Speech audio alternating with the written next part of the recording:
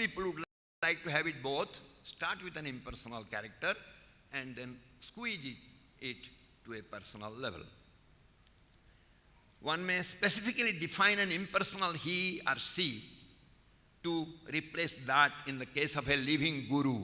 Here comes the guru. A guru is a combination of both. A guru is sentient, is conscientious. Guru is a human with a three-dimensional shape, limited space, occupies some space and lives in time, lives for some time and then dies also because his body dies. The guru knows that his self doesn't die. That's why he is a guru. And whosoever knows this for sure also can become a guru. There is no restriction. And in the case of a guru, he can be personal as well as impersonal. Impersonal, if you treat him as a self, ubiquitous self, which he tells you and teaches you. The guru teaches the shishya, the disciple, saying that, look, you are seeing my body, but I am not the body only. I am the Atman, the immortal Atman. I understand it, you don't. If you don't, please obey me, accept my advice and perform practices, spiritual practices. In course of time, you will also realize, you will also understand that you also are not this body, you are also the immortal soul. That's the advantage of considering a guru as combination of both impersonal and personal concept.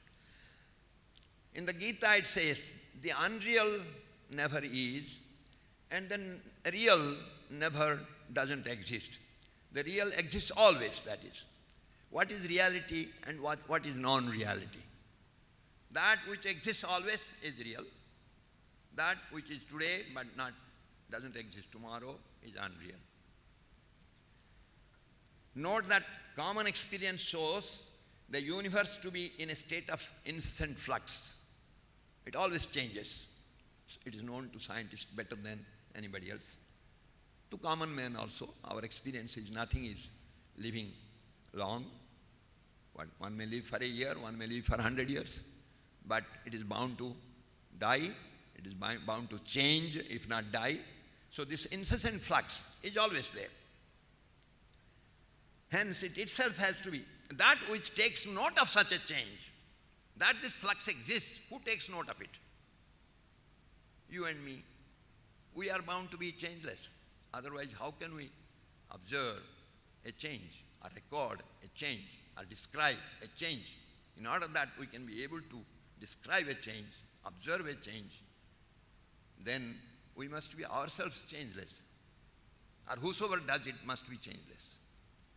The body evidently is changing, is not changeless. So what is changeless? The moment you say the universe is changing all the time, then the question arises, what is changeless in the universe? That's the biggest question, both in philosophy as well as in science.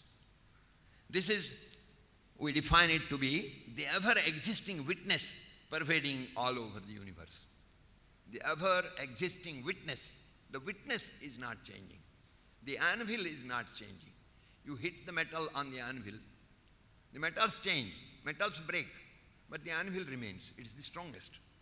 So like that, the changes take place centering around the non-changeable, the unchangeable. Then it is good to call it a witness.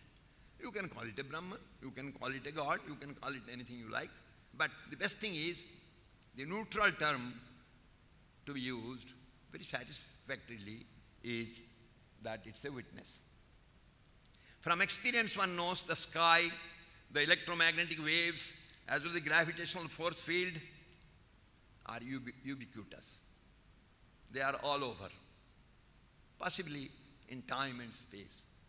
You see, gravitation is supposed to be both in time and space, although we don't know for what has happened at the point of creation. But supposed to be, at least from the point of creation, when time flows, we know that gravitation has been there and has been all over. Wherever there is matter, gravitation is is supposed to be there. Electromagnetic field also is ubiquitous. Sky is ubiquitous. If those who don't understand force field, don't understand electromagnetic waves, at least the sky is ubiquitous, supposed to be, as far as our senses convince us. Instantaneously, the mind can reach any known corner of the universe, but the unchangeable witness is itself ubiquitous. Mind is also changeable. We define an unchangeable witness, which is witness of the mind, behind the mind.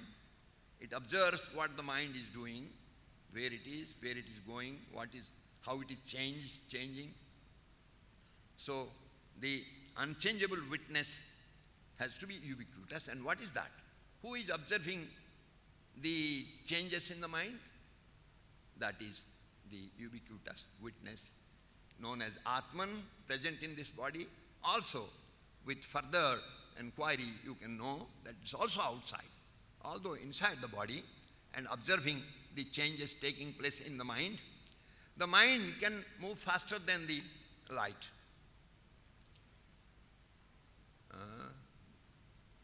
Jyotisham jyotirekam tanme manasiva sankalpamastu. The mind moves at faster speed than light. This is from our experience. Is there anything which moves faster than mind? That is the Atman. Because mind can go to a place only if it knows it before. If it doesn't know it before, then it cannot reach it. Somebody hasn't gone to USA. If you say that you think of USA, your mind cannot reach there because you don't know about it. But the Atman can reach it because by definition, the Atman is everywhere. So even if it hasn't gone to USA, when it is convinced that it is bound to be everywhere, whether it is USA, whether it is India, whether it is there or here, then it moves. Manaso jabiyo. The rishis have defined it to be what is Atman. The Atman is the one that is the master of the mind, governs the mind, and moves faster than the mind. Mind moves faster than light, and the Atman moves faster than the mind. And other interesting thing is, it moves so fast that you can consider it to be static as well. If something is everywhere, by virtue of its very fast motion, anejadekam manaso jabiyo, anejat, it doesn't move. Ekam, it's all over, only one entity. That's why it is manaso jabiyo, it's faster than the mind. So that way we define some of these basic things, basic truths. The activity of the mind ceases during deep sleep as well. The other deficiency of mind is, during deep sleep, mind doesn't know, mind doesn't understand, mind loses its sense, its understanding. But the Atman remains because it enjoys during deep sleep. But mind doesn't know. If there is a thief entering into the house, the mind doesn't know. You see, if there is a mosquito biting, mind doesn't know. But the Atman knows. Because Atman, after the sleep, knows that it had a nice sleep. Hence, the witness has been paradoxically described to be both static and dynamic, in the sense that its infinitely fast speed makes it appear static. Also, it is within and without of all. Antar bahishcha bhuteshu acharam charameva cha. It is outside and inside of the created world.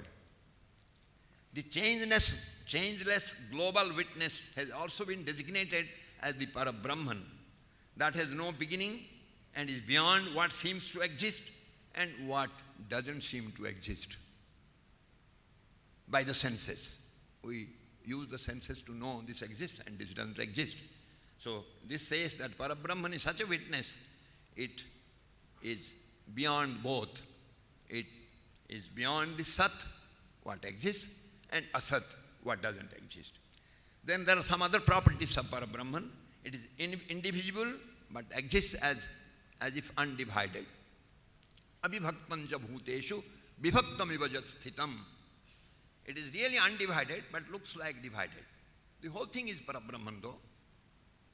Second is, it's responsible for creation, protection and destruction, amounting to the transitory nature of the world. The world is transitory. Now, something is born, next moment something dies or changes, and it stays for a while. That's what we call as creation, as protection and destruction. Who is the witness of this? I am the witness of this. Whosoever is the witness is supposed to be the Parabrahman.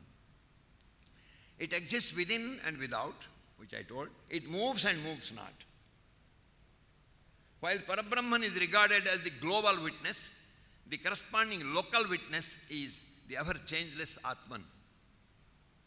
To a non-knower, person doesn't having much study or much realization, he may say, even Atman changes.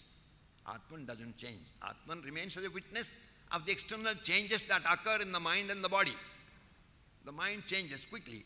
The body also changes accordingly. Now hot, now cold. The mind feels, the body feels. But the Atman is merely a witness to both mind, the changes occurring in both body and mind. The indestructible, the limitless self, the Atman. Actually, Atman is limitless. But through error, erroneously we think that Atman is confined to this body. Nothing wrong. You can think, keep thinking that it is confined to the body, and it is the body. When I think, the body thinks, mind thinks. Atman doesn't, Atma only looks at it, witness, as a witness. If you consider that this body itself is you, the body has come from your parents, it was not there before birth, now appears, later on after death it won't be. But conceptually it was that a body will be born, all factors have been arranged in such a way that a body is going to be born. So that principle, that plan was there, that blueprint was there. So that way it existed before the birth of this body and will exist after the death of this body also. Dwelling in the ephemeral bodies of the creatures. It dwells, of course, the changeless witness which we call as Atman lives in the ephemeral, changing bodies of the creatures. Like Parabrahman, the Atman is regarded to possess almost the same property, changelessness, immovability and eternity. The important difference between the Parabrahman and the Atman is that the Atman, owing to a sort of inertia, attachment to its own dwelling place, that is, the body, acquires a temporary I sense. I am this body, or I am the possessor of this body, to the exclusive of, I am not the possessor of any other body, to the exclusion of other bodies. I identify myself so tightly that I consider that I belong to this body and this body alone, so I am the owner of this body. That is the I sense. I am exclusively the doer of something. None else can do that, or even if they do it, I am a better doer, trying to always convince yourself that you are a better person or better doer. You are a doer anyway, but doer confined to limited to the senses of the body only. So that I sense comes to an Atman which is not with the Brahman. With the Brahman there is also an I sense in a way that it is expanded. It is ubiquitous I sense. You can also consider the Brahman as an I sense. All these people having I senses, all that if you can put together becomes the I sense of the Brahman. That transcends the little I sense, which is normal to a human being, to a person, a single person. But if you put a multitude of persons who are now, who were there, and who would come in the future, all are put together, all those I senses, it becomes I sense of the Brahman. Aham Brahmasmi. That is that Aham. Aham Brahmasmi is not this simple Aham. Normally, Aham Brahmasmi would mean that I am Brahman. And some people also criticize. They say, how do you say that you are Brahman? You are only Chetananda, Saraswati or Chakrapani Mishra. Earlier. How do you say I am Brahman? This I is not the same I that when it is it is composed to Brahman. A Brahman, when you say, I am Brahman, that I is I of all these. And of whatever would come, whatever has been in the past. That is the kind of I, in the sense of existence, eternal existence. Owing to the inherent property of immortality, it doesn't wish to die. The Atman doesn't wish to die because its property, its basic property is that it never dies. But due to inertia, it keeps feeling that with the body I am dying. Parabrahman wills as if to temporarily lose its sense of universality and deigns to transform itself as the Atman for a period of time and then returns back to its original state. Its nature. You can't question nature. Like we cannot question axioms, we formulate those axioms to help us arrive at good conclusions, useful, meaningful, rational conclusions. So we formulate certain axioms. Similarly, the nature cannot be questioned. Why? Brahman wishes to, for the time being, lose its identity and become an Atman, become limited. It is limitless, but wants to be a smaller one because it wants to enjoy itself. Like we also, every day we eat the same curry, we change the curry in order to enjoy a change. Similarly, Brahman also wants to enjoy itself by transforming back and forth. It transforms itself to an Atman and retransforms back to its own self. So this kind of two-way process, it converts itself, transforms itself to an Atman, becomes limited, and then again catches its original nature of limitlessness. In one case, whosoever mediates to convert Brahman to the Atman, we call it the creator God, Bhagavan. Whosoever mediates in its back journey from the Atman to Brahman, from the limit to limitless, we name that as Guru Bhagavan. Bhagavan remains here, the God. You can call it Parabrahman. So Parabrahman can now become a creator Bhagavan, and then it can become a preceptor Bhagavan, a mentor Bhagavan, a Sadguru Bhagavan, who helps you. Whatever now I am doing is trying to help you understand how there can be little I and there can be big I also, and that you yourself can realize it. Okay.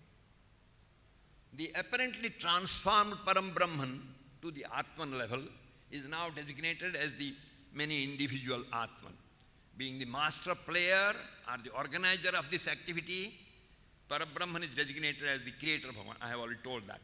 The master Bhagavan multiplying itself as the created universe and then withdrawing it back in succession.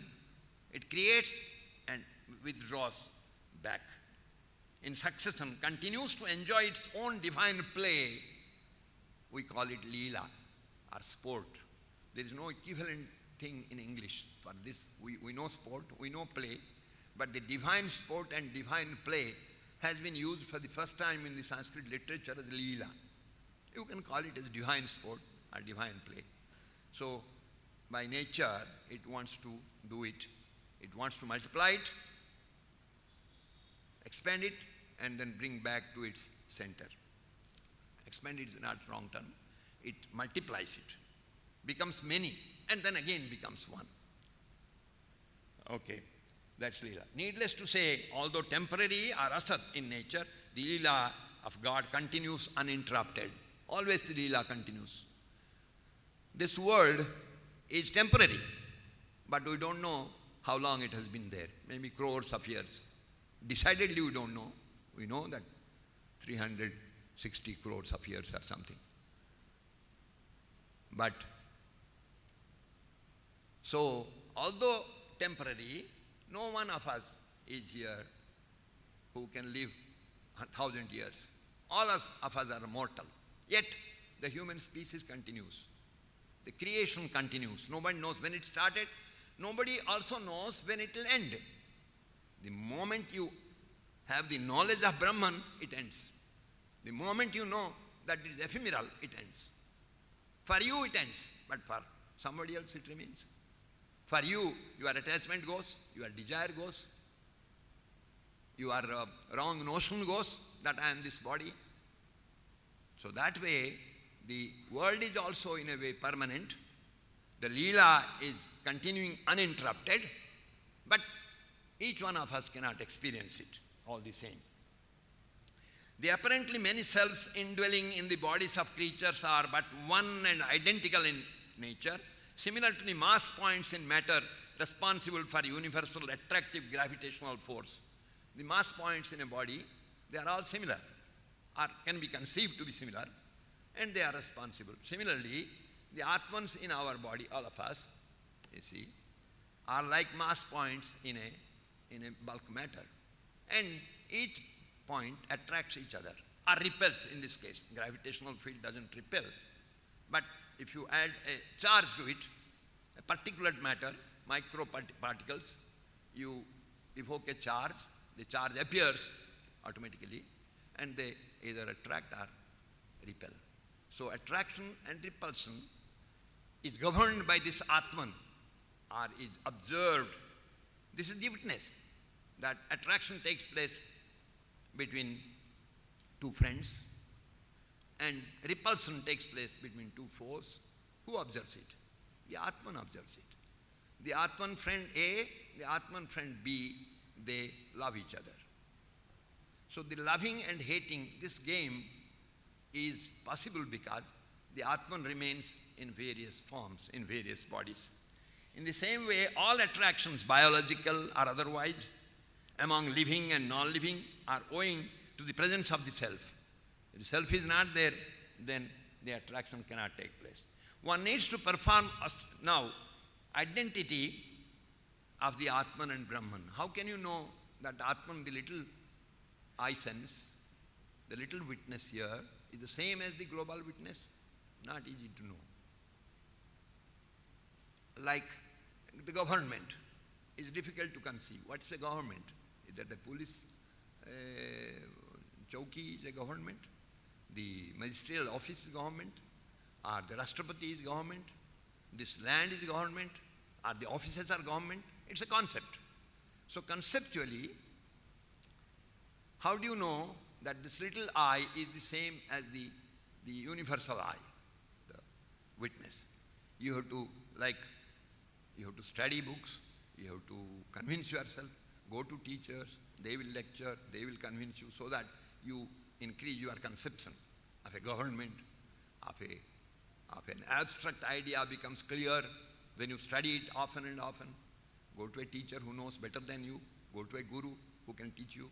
So like in physical sciences, you need gurus to teach you and tell you to broaden, to expand your conceptions, conceptual basis.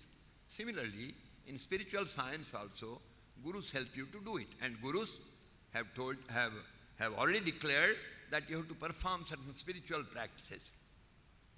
Know that the world is ephemeral, changing.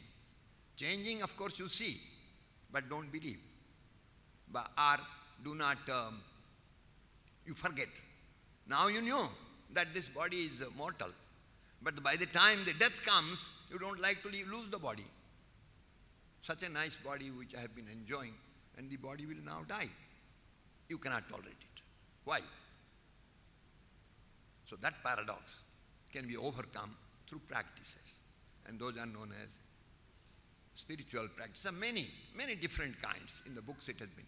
And important thing is you have to